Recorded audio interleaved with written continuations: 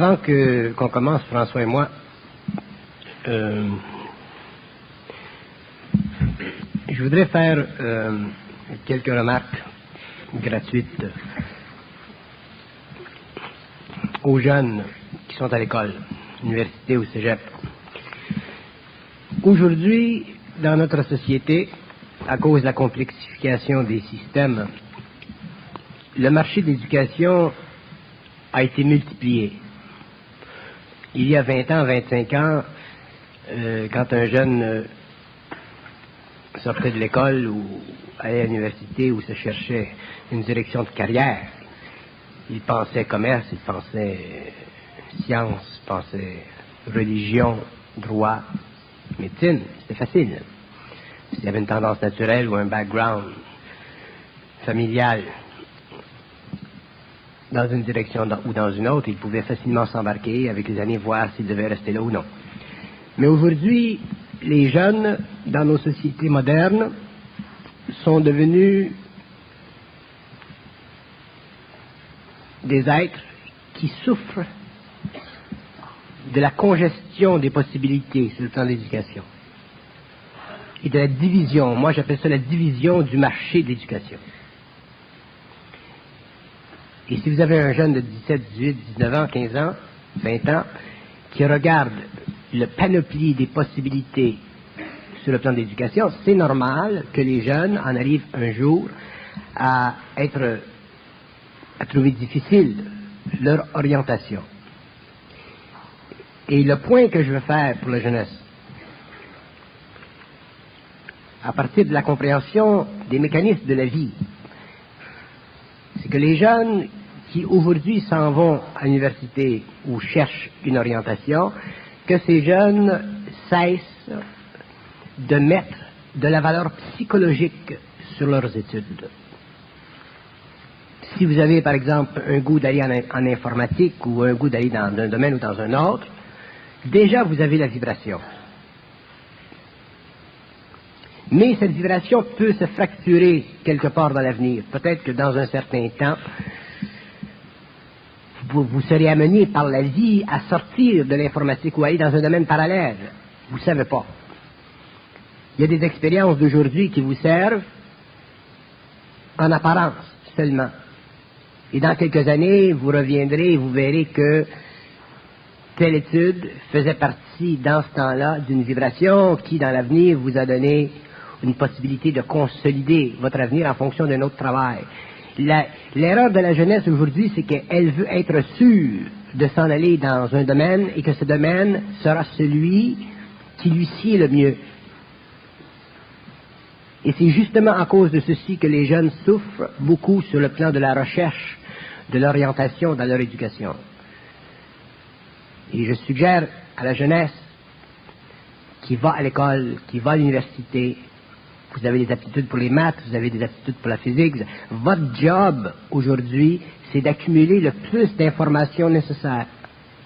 Pas de chercher à découvrir si le domaine dans lequel vous allez est le domaine de demain, ou si c'est le domaine que vous allez toujours aimer toute votre vie. La vie, ça ne fonctionne pas comme ça. La vie, ce n'est pas une ligne droite. Donc, vous serez amené vibratoirement, intuitivement, à vous coller à une certaine orientation. Et déjà, cette activité est sue et est connue sur les plans subtils de votre propre conscience.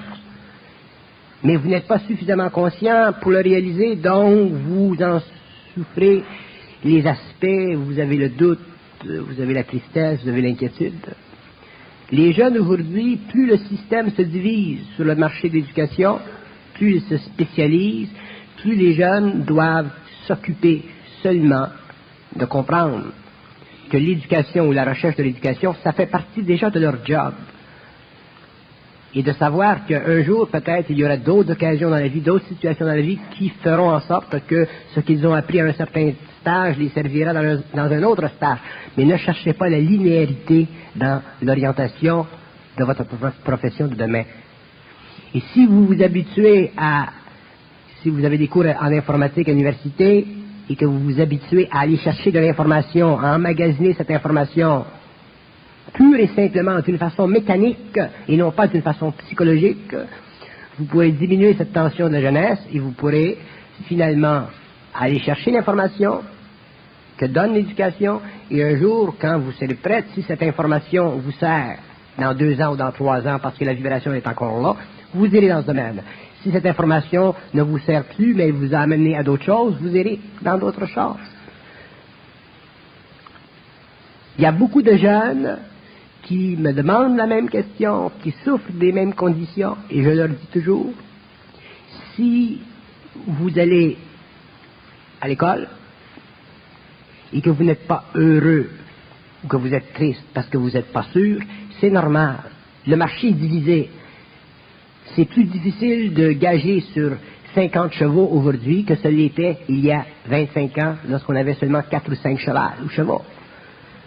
Donc, occupez-vous de trouver un cheval et d'aller avec le cheval jusqu'à temps que vous débarquiez. Et si vous ne débarquez pas, tant mieux. Mais si vous débarquez, ensuite, il y aura un autre cheval. Ensuite, un autre cheval. La vie, c'est comme ça que ça doit être vécu. Les jeunes ont avantage à développer une nouvelle psychologie. Et ne laissez-vous pas influencer par le système qui vous donne de l'information. Ne vous laissez pas influencer par le système qui vous donne de l'éducation. La job du système, c'est de vous conditionner. Votre job, c'est de vous déconditionner et aller chercher dans l'éducation tout ce que vous avez besoin comme mémoriel, comme outil pour demain, avec votre propre intuition, votre propre conscience, utiliser ce matériel à votre bénéfice.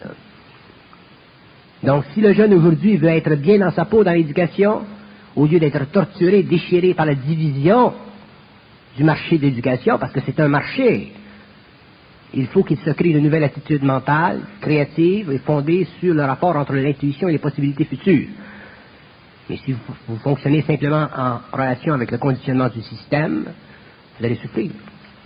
Aux États-Unis, l'éducation, c'est une business. Et ça s'en vient de plus en plus une business. Les universités ont besoin de fonds, ils ont besoin d'argent, ils ont besoin d'étudiants, et ainsi de suite. Et on offre un panoplie de possibilités. Donc, chercher de l'éducation aujourd'hui, c'est un peu comme chercher des banques pour investir son argent.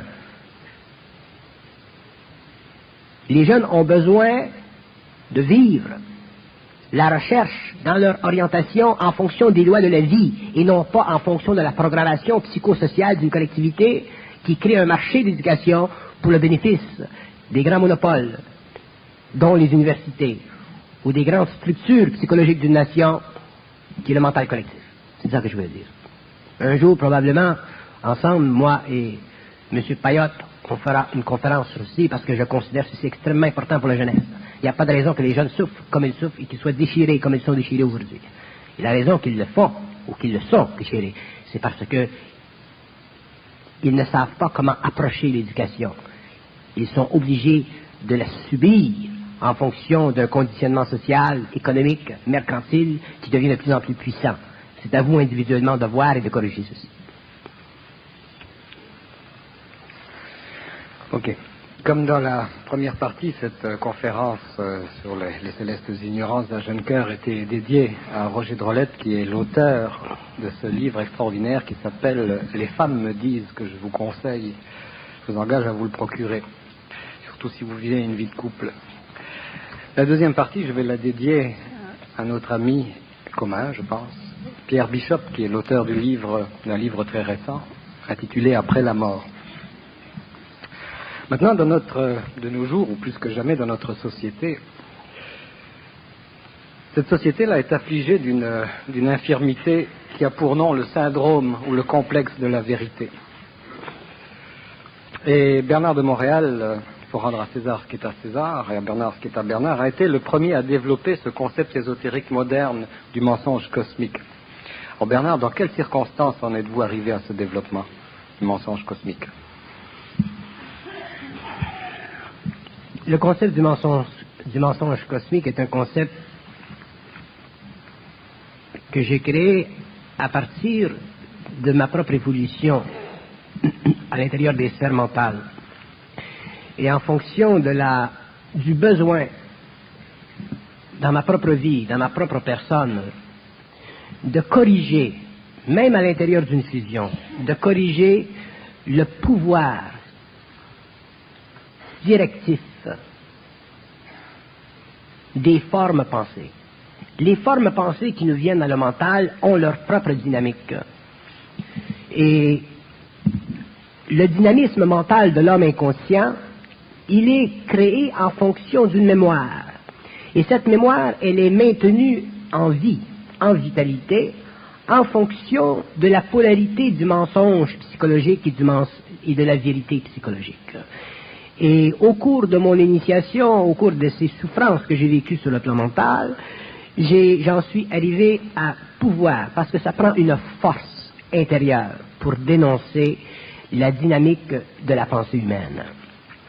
Autrement dit, j'en suis arrivé à déchirer la mémoire, à ne prendre rien pour acquis, et à concevoir et à vivre et à réaliser que la liberté de l'homme, en dehors du libre arbitre de l'homme, la liberté de l'homme ne peut être assise que sur sa capacité psychologique, mentale et émotive de s'instruire personnellement de la polarité du mensonge et de la vérité. Et de réaliser qu'à l'intérieur de la vérité et du mensonge, il y a une dynamique historique. Il y a un poids, il y a un encre qui est fixé dans l'eau, polluée de la mémoire ou de l'histoire ou de la conscience collective de l'humanité, eau qui change lentement au cours des siècles, eau qui dans son changement nous donne l'apparence d'une sorte de progrès au niveau de la pensée, mais eau qui tout de même demeure toujours polluée dans ses bas-fonds. Mais pour déchirer la mémoire humaine, il faut posséder un mental qui n'a plus peur d'être seul. Ce qui empêche l'homme de pouvoir déchirer le mensonge cosmique, les voiles du mensonge cosmique, qui sont absolument extraordinaires, qui vont des plans les plus bas, les plus psychologiques, les plus humains, aux plans les plus occultes, aux plans les plus ésotériques. L'homme, pour réaliser ceci, il faut qu'il le vive par lui-même. Il faut qu'il réalise quelque part dans le temps que les forces en lui qui utilisent la pensée, soit sur un plan ou sur un autre, sont des forces qu'il doit un jour contrôler. Si l'homme veut un jour contrôler le matériel, si l'homme veut un jour contrôler la matière, s'il veut un jour contrôler sa vie, il faut qu'il contrôle ses pensées. Et quand je dis contrôler ses pensées, je veux dire avoir une mesure exacte de la différence entre la vérité et le mensonge. Une mesure exacte dans la réalisation que toute forme de vérité est une forme de mensonge. Et la mesure précise que dans toute forme de mensonge, il y a un peu de vérité. Donc, la définition finale que le réel, c'est-à-dire l'intelligence créative de l'homme, la capacité créative de l'homme qui le soutient au-dessus de la fabulation psychologique de son moi, dont il a besoin de vérité ou de mensonge pour balancer sa psychologie, que ceci est une illusion et que l'homme, en effet, sur le plan mental de sa conscience réelle, est un être capable de déchiffrer tous les codes de pensée, tous les codes de mensonge, tous les codes de symboles qui existent ou qui ont existé dans le passé, pour finalement s'affranchir des voiles qui constituent l'ensemble du mensonge cosmique, qui fait partie de la programmation de l'involution, qui fait partie de la protection psychologique de l'homme animal, qui fait partie du besoin par les forces internes sur les plans parallèles d'empêcher l'homme de savoir trop de choses parce qu'il est encore trop émotif. Autrement dit, l'homme doit réaliser un jour que le mensonge cosmique fait partie de l'ordre des choses et qu'il est dans le fait et dans le fond la constitution même des archives contrôlées par les forces astrales à travers les différentes formes d'instruction de l'humanité pour maintenir l'homme dans la crainte d'être seul à voir par lui seul d'une façon sûre, certaine et vérifiable que par lui seul. Donc, tant que l'homme a le moindre sentiment psychologique dans son mental, qu'il est obligé de vérifier en fonction d'un autre être humain ou d'une autre mémoire, quelque chose, il n'est pas dans son intelligence. Il est dans l'intelligence collective, il est assujetti aux lois du mensonge, il est autrement dit polarisé, donc il ne peut pas avoir de paix d'esprit. Donc, c'est ce qui l'amène à la recherche, et à la recherche, et à la recherche, et à la recherche. Vous dites que, concernant le mensonge cosmique, que l'homme en a eu besoin, ou il en a besoin psychologiquement. Vous avez dit à peu près la même chose tout à l'heure pour du mensonge sur la sexualité. Pourquoi ce besoin? Le mensonge cosmique est nécessaire, ou il fut nécessaire par le passé, parce que l'homme n'avait pas accès à une autre territorialité. Pour que l'homme puisse vivre de l'éclatante réalité de sa propre intelligence qui peut facilement converser avec d'autres intelligences sur d'autres plans de sa réalité, il faut que l'homme ait accès à cette réalité. Si l'homme n'a pas accès à cette réalité, il est obligé de vivre ces réalités en fonction de son irréalité psychologique, qui est le produit du pouvoir puissant de ses sens sur l'organisation intelligente de sa mémoire.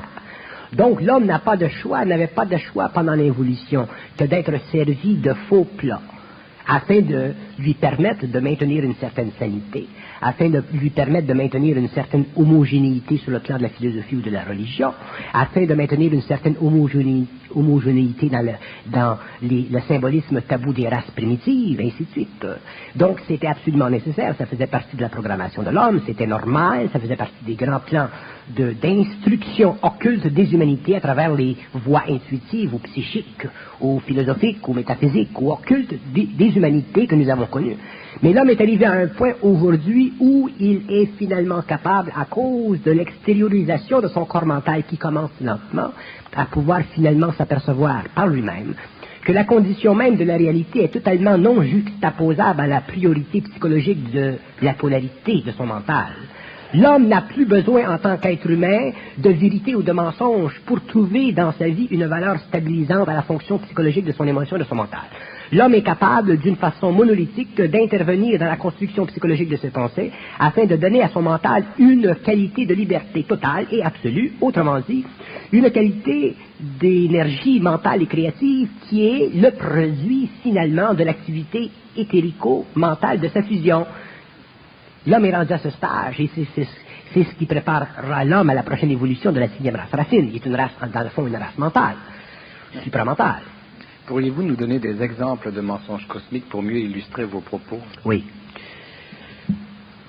À partir du moment où l'homme, sur le plan mental, là je donne des exemples qui sont réellement très loin, ok? À partir du moment où l'homme, sur le plan mental, sur le plan occulte, sur le plan interne, sur le plan de la conscience, sur le plan de la petite voix qui parle, sur le plan de la pensée intuitive, sur le plan de la pensée télépathique, je donne différents plans.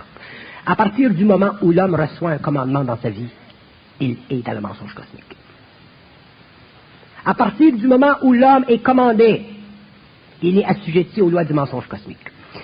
Si l'homme est plus ou moins spirituel, s'il est plus ou moins chrétien, s'il est plus ou moins relié de mémoire à la grande force émotive de certains concepts tels que le Christ, la Vierge, je parle de la chrétienté, je parle de ces hommes qui sont dans la chrétienté, et qu'il est en même temps débalancé sur le plan émotionnel, donc très avide spirituellement, cet homme peut être amené à une très douloureuse expérience parce que il ne comprendra pas que toutes les pensées subjectives, colorées, astralisées, font partie de la manipulation psychique de l'homme à partir de plans qui ne sont pas reliés à sa réalité, mais qui font partie de l'ingestion, de l'implantation dans son mental d'idées qui sont directement reliées à l'activité machiavélique, hiérarchique de l'évolution.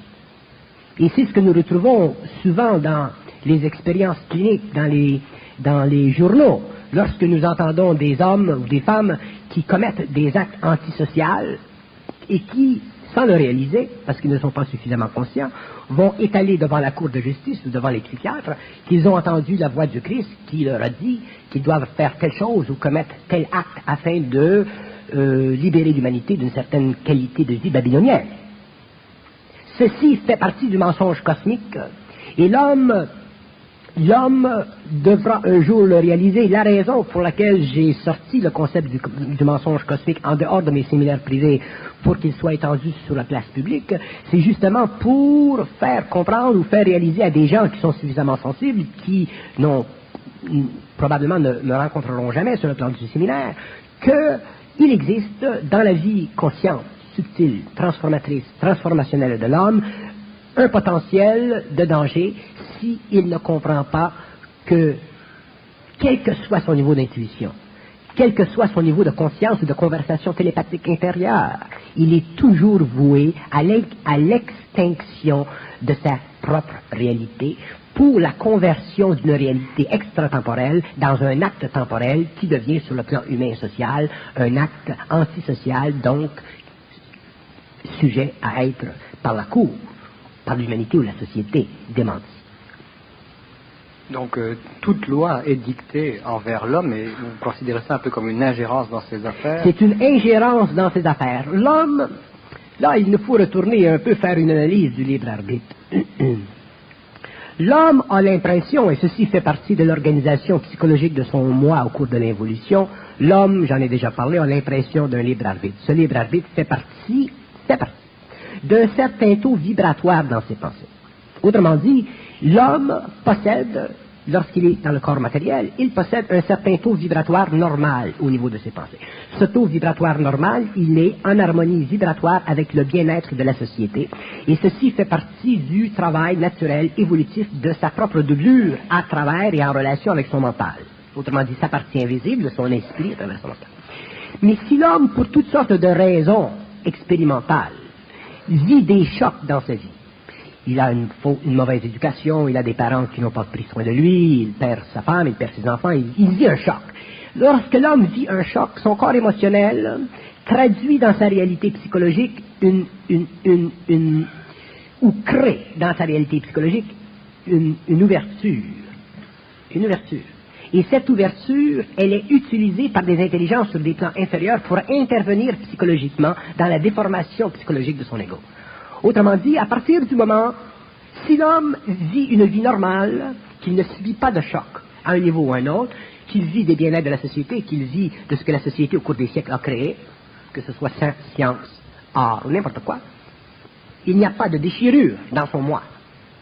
Mais à partir du moment où l'homme vit un choc, il se crée une déchirure. Et aussitôt qu'il se crée une déchirure dans le moi de l'homme, dans l'ego de l'homme, le corps astral de l'homme devient un poste émetteur et un poste récepteur pour les intelligences sur des plans inférieurs à lui-même.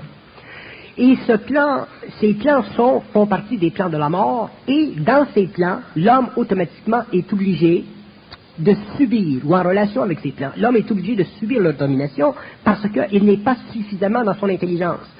Et ne pas être suffisamment dans son intelligence implique qu'il est assujetti aux lois de l'ignorance, donc il n'est pas capable de voir à travers le jeu de ses pensées. Donc, s'il est effectivement très très secoué par une expérience psychologique ou une expérience d'ordre émotionnel, à ce moment-là, il devient extrêmement sensible, intuitif à des pensées qui ne sont pas siennes, à des pensées qui ne sont pas réelles, à des pensées qui ne sont pas créatives, et des pensées qui sont assujetties aux lois de la polarité et du mensonge, et éventuellement il se fera prendre dans le jeu, et éventuellement, s'il est trop débalancé, il commettra un acte qui sera antisocial ou anti-homme. Le suicide, c'est un exemple. Il n'y a pas un homme qui puisse se suicider par lui-même. L'homme est toujours amené au suicide à cause d'une déchirure dans son moi qui le met en contact avec des plans d'intelligence inférieurs et qui l'amène lentement au suicide. Si l'homme commet des actes, c'est la même chose. Et je reprends toujours en public la même expérience parce que je ne suis pas diffamatoire quand je le fais en public puisque tout le public le sait. Lorsque je parle de ce ministre Charon qui a vécu une expérience légale, négative dans son expérience, il l'a dit lui-même en public, il semblait qu'il était poussé à...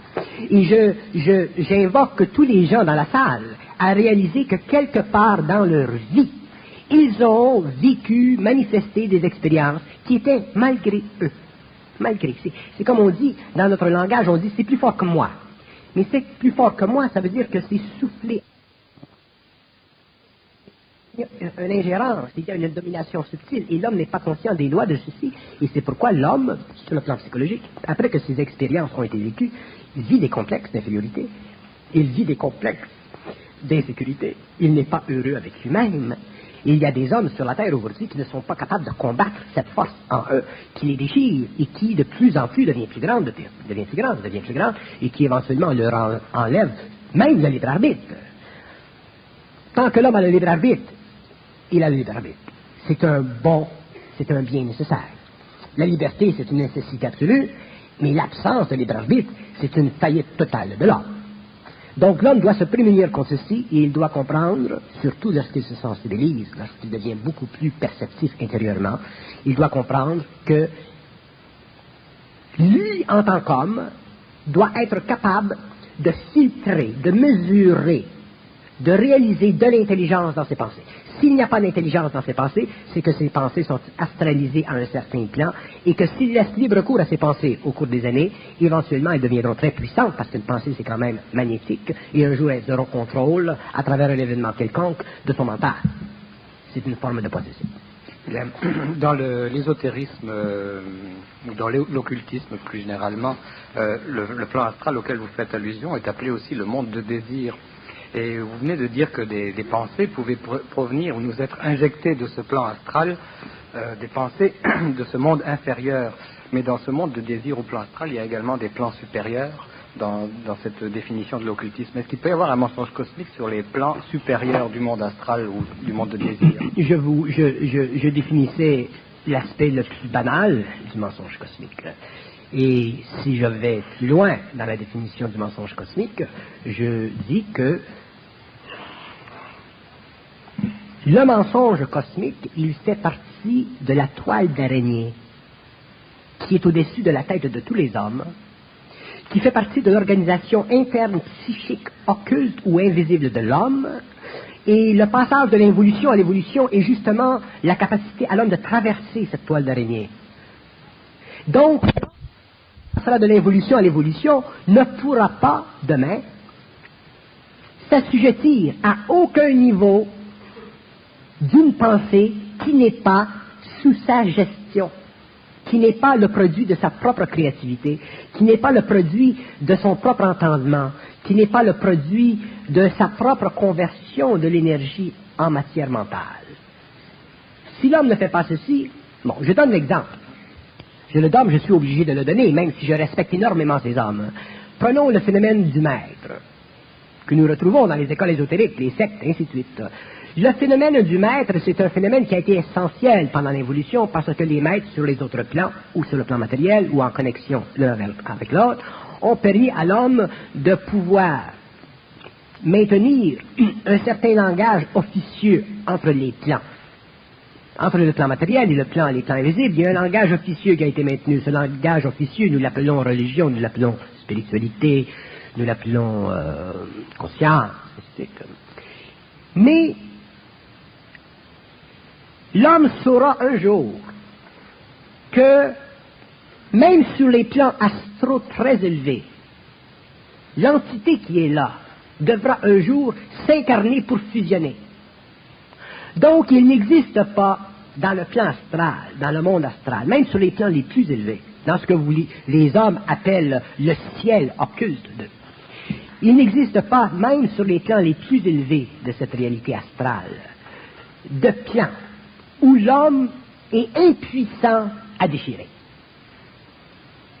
Autrement dit, l'homme conscient, l'homme nouveau, l'homme réel, l'homme dans sa fusion, l'homme dans sa réalité intrinsèque, a la capacité de déchirer toute mémoire. Et ce n'est pas facile, parce que dans la manifestation mentale de l'homme, il y a toujours l'exercice émotif de sa mémoire. Exemple. Supposons que vous...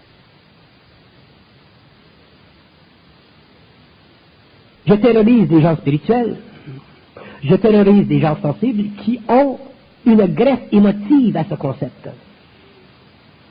Et si vous regardez certains ésotéristes européens, surtout français, qui ont écrit, qui ont essayé de voir un peu dans les archives pour en arriver à décrire d'une façon suffisamment réelle l'expérience du Christ, son origine, ainsi de suite, vous voyez que ces livres sont toujours demeurés à l'index de l'Église et que ces livres, sur le plan purement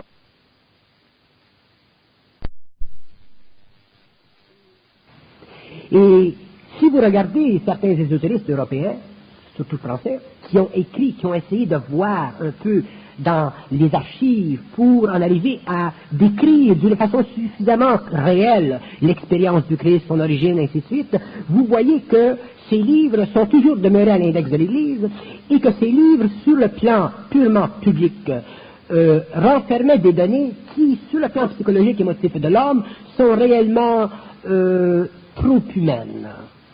ou trop surhumaine dans un autre sens. Autrement dit, aussitôt que l'homme déchire la mémoire cosmique qui enveloppe certains concepts, il est obligé de prendre sur lui une certaine responsabilité. Donc, moi, si je parle du Christ, à cause d'un peu de mon personnage public, j'ai la responsabilité, lorsque je le parle surtout en public, de voir à ce que je ne crée pas de choc à la religion, que je ne crée pas de choc aux gens sensibles dans le monde, que je ne crée pas de choc aux gens qui ont une grande spiritualité vers cet être-là. Donc, je ne peux pas parler du Christ. Je peux le faire en privé, je peux le faire dans des conditions où, si je parle, ce que je dis reste là. Donc, je ne trouble pas le monde. Ce n'est pas mon travail de troubler le monde. Il y a des hommes, des femmes dans le monde qui ont besoin de cette émotivité mentale que nous retrouvons dans le concept christique. Donc, si nous allons trop loin dans le déchirement de la mémoire cosmique, nous entrons dans des sphères de réalité qui sont tellement extraordinaires pour l'homme que son émotivité vibre.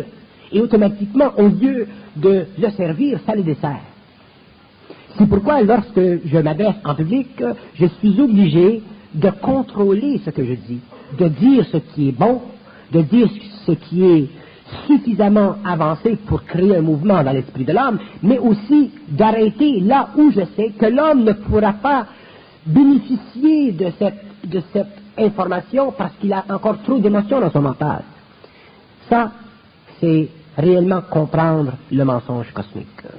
Il faut le comprendre, le mensonge cosmique. Il faut savoir que l'homme a droit à une certaine dose de mensonge cosmique, mais il faut savoir aussi que l'homme a droit à une instruction qui l'amène à voir à travers le mensonge cosmique, mais par lui-même. Donc, il y a effectivement des choses concernant la réalité que moi, je ne dirai jamais en public, que je n'écrirai jamais dans des livres. Ça fait partie du domaine de l'initiation, de l'auto-initiation. Ça fait partie du domaine de l'auto-initiation, et ceux qui ont la carence, la capacité d'aller dans les domaines de cette auto-initiation, autrement dit ceux qui ont la capacité de réellement intervenir d'une façon personnelle dans le déchirement de leur propre mémoire, qu'ils soient de n'importe quelle race, qu'ils soient hindous, arabes ou chrétiens ou juifs, eux en arriveront un jour à comprendre qu'est-ce que c'est être libre, c'est-à-dire qu'est-ce que ça veut dire ne plus être affecté sur le plan émotionnel par l'ampleur méthodique et systématique de certaines formes pensées qui sont maintenues d'une façon consistante pendant des millénaires dans le mental de l'humanité, ensuite véhiculées dans le mental individuel, réincarnationnel, pour la protection de la race, pour l'élévation graduelle de la race, mais toujours pour la désinformation de l'autre. Donc tout ceci sans nier la valeur de ces enseignements apportés par ces grands êtres-là, toujours. Non, ce ne sont pas les valeurs apportées par les grands êtres qui sont mises en question lorsque nous déchirons le voile de la mémoire. C'est au contraire, nous mettons l'expression de ces grands êtres dans un cadre beaucoup plus vaste, beaucoup plus occulte, autrement dit beaucoup plus scientifico-réel. Mais le scientifico-réel pour l'être humain normal, ce n'est pas facile, parce que dans le scientifico-réel, il n'y a pas d'émotion. Tandis que l'homme, lui, il aime bien voir son petit Jésus avec les cheveux blancs. Il aime bien savoir ou penser que le petit Jésus avec les cheveux blonds n'a jamais eu de relation sexuelle. Peut-être que même qu'il n'avait pas de pipi. Vous comprenez? C'est la nature infantile de l'homme. C'est le même domaine pour la Vierge, ainsi de suite. Donc, l'être humain n'est pas prêt, sur le plan collectif, à se faire bombarder par des niveaux de conscience mentale d'un certain ordre. Il faudra qu'il y arrive en fonction de lui-même, de sa propre réalité, de sa propre investigation, ou en relation avec des gens avec lesquels il est étroitement unis, mais qui n'ont pas, de par leur fonction, ou de par leur intelligence, le manque d'intelligence d'aller noyer les masses, avec des connaissances qui ne sont pas, sur le plan humain, pour le moment, utiles à l'homme. Non. Et le guide astral, est-ce qu'il est complice, lui, de ce mensonge cosmique, ce qu'on appelle le guide astral? Le guide astral, en général, c'est un être qui est suffisamment évolué pour prendre en main l'évolution naturelle de l'être humain à partir ou pendant la période de vie ou des vies où il n'est pas capable de se suffire à lui-même. Donc, un guide astral, c'est une béquille nécessaire qui permet à l'homme de vivre une certaine intuition spirituelle sans avoir à vivre puissante et transformationnelle condition de l'initiation solaire. Une fois que l'homme entre dans l'initiation solaire, il n'y a plus de guide, il n'y a plus de maître, il n'y a plus personne au-dessus de sa tête. Donc, il est obligé seul d'envisager la réalité et il ne peut faire ceci que lorsque lui-même est prêt. Donc, il ne peut faire ceci que lorsqu'il a été amené au cours de ses incarnations par le guide astral à pouvoir emmagasiner au cours de son expérience suffisamment de qualité de vie qui puisse permettre un jour à son esprit d'intervenir directement dans sa vie sur le plan de son ego, sans détruire la fragile texture de la lumière qui coïncide avec le troisième œil. Sinon, l'homme se détruit, l'homme devient totalement incapacité, et les connexions entre le cerveau et les sens se brisent, et l'homme éventuellement devient légume. Donc, l'esprit de l'homme, sa doublure réelle, sa réalité, qui est en dehors de l'astral, qui est en dehors du monde de la mort, connaît trop l'homme sur le plan physique, psychique, émotionnel, mental, vital. Elle connaît trop l'homme. D'ailleurs, il n'y a pas d'être aussi près de l'homme, aussi conscient de la nature de l'homme, de sa construction interne, autant construction biochimique que construction lumière, que cette entité qui est lui-même sur les autres plans. Mais cette entité ne peut pas entrer en direction avec l'homme, en contact direct avec l'homme, tant qu'il n'y a pas eu un travail fait. Et la fonction des guides sur le plan astral, dans les zones spirituelles du monde de la mort, mais en fonction des plans élevés, la fonction des guides, c'est justement de continuer sur ces plans un travail qui déjà coïncide avec leur expérience sur la Terre. Il y a une relation. Mais un jour, l'homme doit passer de l'évolution à l'évolution. Donc l'homme, un jour, doit passer outre le guide. Mais lorsque l'homme passe outre le guide, il cesse d'être intuitif. Donc, à ce moment-là, il vit une télépathie mentale directe. Et lorsqu'il vit une télépathie mentale directe, il vit une télépathie mentale directement avec lui-même sur les autres plans. Et ce lui-même, c'est justement cette personnification de la lumière que les anciens ont toujours décrit comme Dieu et qui, pendant des siècles, les a amenés à dire, lorsque l'homme rencontre Dieu, il meurt s'il n'est pas préparé. Donc, lorsque l'homme se rencontre, il ne peut pas vivre s'il n'est pas préparé. Donc, il est préparé par les guides spirituels pendant des siècles, mais il ne faut jamais oublier que les guides spirituels font partie de l'activité idiosyncratique, cosmique, hiérarchique de ce que j'appelle le mensonge cosmique. Et tout contact télépathique, médiumnique avec ces êtres sur les plans par un homme qui est réellement dans son intelligence ou dans sa science ou intégral dans son énergie, les forcera à admettre que la constitution psychologique de l'être humain sur la Terre est la farce même du monde de la mort. Maintenant, au niveau des grandes idéologies, est-ce que ces idéologies ne sont pas aussi en quelque sorte des maîtres ou des guides? Est-ce qu'il n'y a pas un danger là aussi au niveau des idéologies d'une certaine forme de manipulation? Les idéologies sur le plan matériel? Oui. Toutes les idéologies sur le plan matériel sont le produit d'une activité psychique élevée qui a pour fonction de maintenir l'homme dans l'ordre humain. Donc, cosmiquement parlant, l'ordre humain, c'est une qualité de vie qui permet aux systèmes sur la Terre, qui ont la puissance de manipulation psychologique, de se maintenir en permanence. Donc, ces systèmes sont les religions humaines et les différentes formes de philosophie gouvernementale, les différentes formes de philosophie économique, les différentes formes de métaphysique, et ainsi de suite. Ceci fait partie. Il y a le mouvement de l'évolution, c'est un peu comme ce verre d'eau. Si vous prenez ce verre d'eau, ou disons ce plat d'eau, et que vous le mettez sur le feu, il y aura des molécules qui sortiront de cette masse d'eau. Elles deviendront gazeuses. Dans l'initiation solaire future de l'humanité, l'homme sera mis sur le feu de sa propre réalité. Donc, il y aura des molécules qui sortiront, il y aura des hommes qui sortiront de cette masse d'eau. Ces hommes font partie de la nouvelle race racine. Les autres, qui n'ont pas la puissance vibratoire pour sortir de cette masse d'eau, seront obligés de vivre les conditions idéologiques de cette masse d'eau, vivre le cycle de réincarnation, pour un jour en arriver à pouvoir eux-mêmes se sortir de ceci. Bien, si je vous soumets quelques propositions qui sont dans ce livre de Pierre Bishop, Après la mort, là, mais qui ne sont guère explicitées, il y a 5 propositions qui sont très intéressantes, qui traitent justement de l'influence de l'astral sur l'homme, mais qui nous laissent un peu en suspension. Par exemple, ici, il est dit que le rêve, c'est l'astral du corps de l'esprit. Ouais. Est-ce que vous pouvez rajouter quelque chose à ça? Oui. Quand il dit que le rêve est l'astral du corps de l'esprit, il veut dire que le rêve est l'expression de l'esprit à travers le corps astral. Donc l'esprit n'est pas capable de se manifester directement à travers le corps mental de l'homme, il est obligé d'employer le corps astral de l'homme, et le corps astral de l'homme est le corps qui sert d'enveloppe à toute la mémorisation de l'homme sur le plan temporel et sur le plan extratemporel. Donc le corps astral c'est dans le fond l'âme de l'homme, donc dans le rêve l'homme vit tous les aspects symboliques, cultivés ou non cultivés de la mémoire de l'humanité, et l'esprit est obligé d'utiliser ce matériel afin de donner à l'homme une certaine perception psychologique de sa réalité évolutive. Et si l'homme est suffisamment intuitif, il verra à travers le rêve qu'il y a effectivement des indications qui lui sont données par l'esprit, mais à travers une symbologie. Si l'homme est trop naïf, il vivra le rêve d'une façon négative, il subira le rêve, il souffrira le rêve, et un jour il devra comprendre que tous les rêves, qu'ils soient grotesques ou non grotesques, plaisants ou non, tous les rêves ont un message, c'est-à-dire que tous les rêves permettent à l'homme, à travers son esprit, qui est obligé d'utiliser le corps astral, ce plan, pour en arriver à sa conscience, de découvrir des mécanismes de sa personnalité qui perturbent l'harmonie de sa relation avec lui. Okay. L'émotion, c'est l'astral du corps physique. L'émotion, c'est l'astral du corps physique dans le sens que l'émotion, c'est le centre animal de l'homme. Le centre animal de l'homme, c'est l'astral de la conscience animale de l'homme. L'astral de la conscience animale de l'homme est directement relié à la conscience nerveuse du corps matériel, donc aux cellules du corps humain. Donc, il y a une relation étroite entre le corps physique et le corps astral, donc relation directe entre le corps astral et le corps émotionnel, qui est son centre d'énergie active.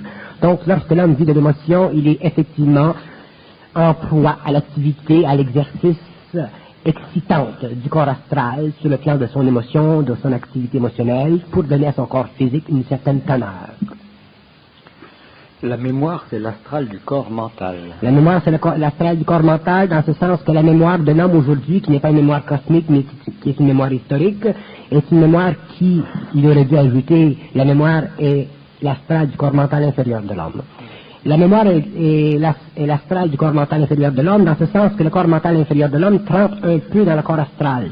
Il y a une relation, il y a une superimposition de deux vibrations, et comme l'homme est obligé de vivre sa mémoire mentale inférieure en fonction de l'émotivité que lui a ajouté pendant les siècles d'intervention la conscience de l'humanité et sa propre conscience personnelle, l'homme n'est pas capable de vivre la mémoire d'une façon pure. Donc, sa mémoire, elle est toujours astralisée, c'est-à-dire qu'elle est toujours sujette à donner réflexion émotive à la constante absolue de sa conscience. C'est-à-dire que l'homme n'est pas capable, sur le plan de la mémoire, de renverser la polarité de la mémoire et de donner à la mémoire une constante absolue qui l'amènerait éventuellement à percer le monde des mystères, à percer éventuellement les archives astro, pour en arriver un jour à pouvoir dominer d'une façon intégrale, absolue, le mensonge cosmique, pour en arriver un jour à savoir. Donc la mémoire, c'est l'astral du corps mental inférieur de l'homme. Oui. La pensée, c'est l'astral du corps éthérique. La pensée, c'est l'astral du corps éthérique, dans ce sens que la pensée aujourd'hui est l'astral du corps éthérique, parce que le corps éthérique n'est pas suffisamment libre de l'astralité, il n'est pas suffisamment libéré des liens karmiques de la mémoire de l'âme. Au fur et à mesure que l'homme en arrivera à une conscience absolue, il sera capable de vider, d'être libre complètement de l'astralité de son corps éthérique. Et c'est à partir de ce moment-là que l'homme aura accès à son corps éthérique, qu'il pourra le soir, la nuit ou le jour se séparer de son corps physique, aller avec son corps éthérique quelque part dans les temps parallèles, au lieu d'être obligé de vivre la dissolution psychologique de son moi dans une rêverie qu'il ne contrôle pas, qui est le rêve. Donc, effectivement, le rêve, la pensée, c'est l'astral du corps éthérique aujourd'hui, mais demain, la pensée ne sera pas l'astral du corps éthérique, demain, la pensée sera la puissance du corps éthérique. Demain, la pensée sera le fuel du corps éthérique. Et par la pensée, l'homme sera capable de contrôler les différents plans, donner commandement aux différents plans, pour la converser avec les animaux ou commander aux animaux. L'homme aura finalement renversé la hiérarchie astrale de sa conscience pour en arriver à pouvoir lui-même créer une nouvelle hiérarchie à partir de sa nouvelle conscience cosmique. Et la dernière, c'est la clairvoyance, c'est l'astral du corps astral. La clairvoyance, c'est l'astral du corps astral, dans ce sens que lorsque l'homme vit une certaine clairvoyance, il n'y a pas suffisamment dans son esprit. Il vit cette clairvoyance en fonction des données qui lui sont soufflées à partir du plan avec lequel il a une relation cosmique, occulte, cachée, voilée. Les guides, par exemple. Donc, elle est astrale, cette clairvoyance, parce que l'homme ne peut pas se fier 100%. Si l'homme pouvait se fier 100% à cette clairvoyance, l'homme aurait une science extraordinaire. Mais l'homme ne peut pas se fier 100%. Il aurait aussi une vie extraordinaire. Autrement dit, l'homme n'aurait plus à travailler. Et une des raisons pour laquelle la clairvoyance de l'homme, elle est toujours astralisée, c'est parce que l'homme ne doit pas être donné encore le droit à la vie.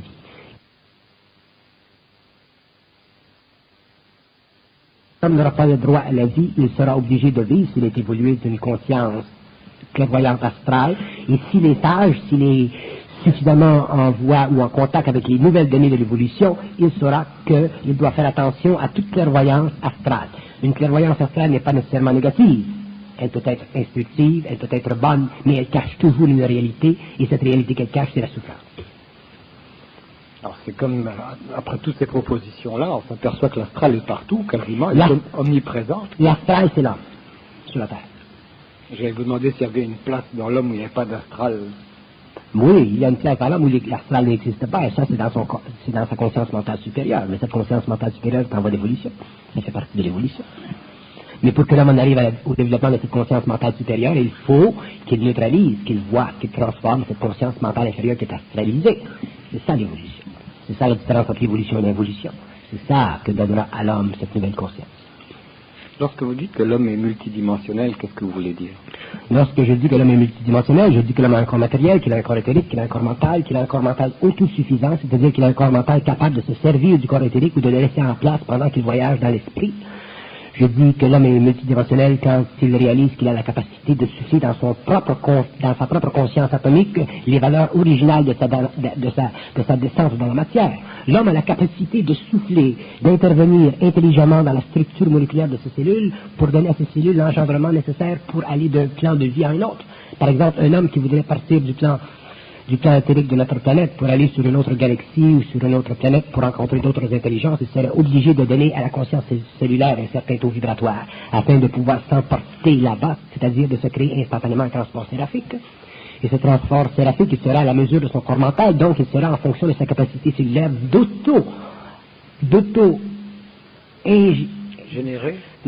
d'auto-s'infuser du pouvoir de son mental. Parce que la conscience de la cellule, elle est régie encore par les lois de la mort, tandis que la conscience du mental supérieur est régie par les lois de la vie. Si le mental supérieur est suffisamment avancé, suffisamment préparé, à ce moment-là, l'homme un jour est capable de donner à la conscience cellulaire suffisamment de force pour qu'elle puisse se fracturer. Et ça nous intéresse. Je vais en parler parce que j'en ai jamais parlé, donc je veux savoir qu'est-ce que je veux dire. Lorsque la cellule se fracture par elle-même, sans être fracturée par les lois de la division, au lieu de se fracturer dans une dualité, elle se fracture dans une unité, mais supratemporelle. C'est comme si vous preniez une cellule, elle se sépare en deux.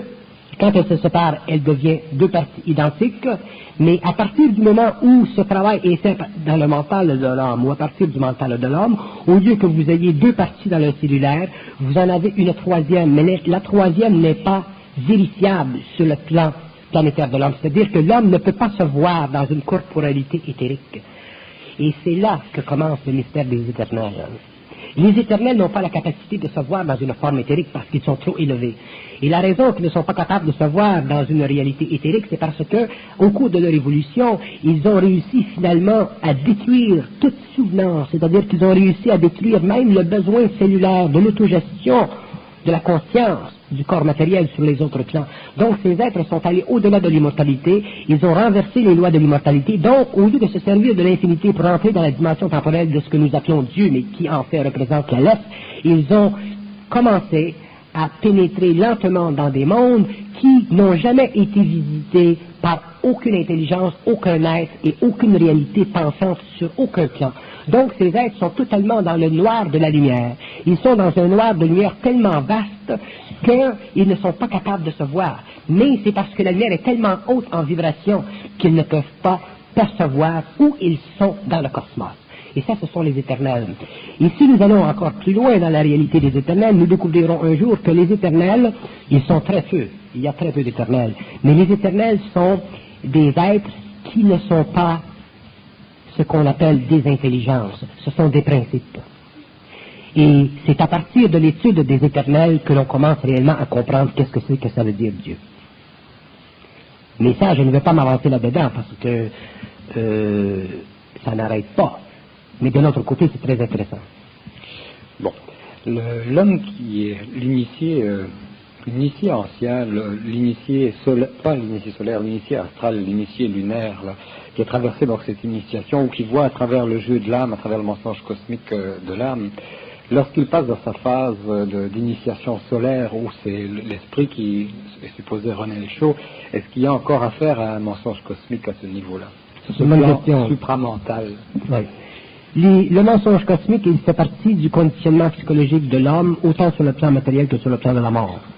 Donc, le mensonge cosmique est une condition, c'est comme un champ d'énergie qui sert l'évolution et qui fait partie de l'organisation systématique des mondes de la mort. Lorsque l'homme passe de l'initiation astrale à l'initiation solaire, lorsqu'il passe de l'affranchissement à la liberté ou qu'il passe de l'involution à l'évolution, il n'est plus capable d'être asservi à un mensonge pour une raison. C'est que toute souffrance qu'il pourrait vivre en fonction de mensonge fait éclater en lui une énergie. Et l'éclatement de cette énergie, automatiquement, l'éloigne, le sort du monde de la mort et le rend de plus en plus libre.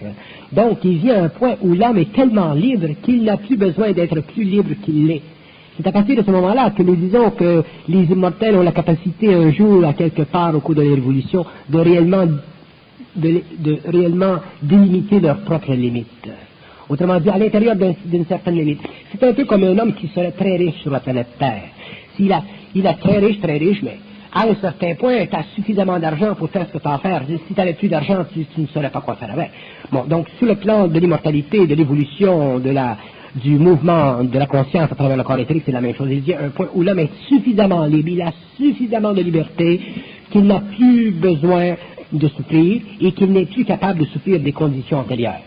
S'il venait à passer une autre initiation, si l'immortel venait à passer une autre initiation, ce serait au niveau du corps des Méphisédek d'établir ces initiations, et ces initiations seraient très très différentes, mais ces initiations ne sont pas courantes dans les archives cosmiques de la planète aujourd'hui.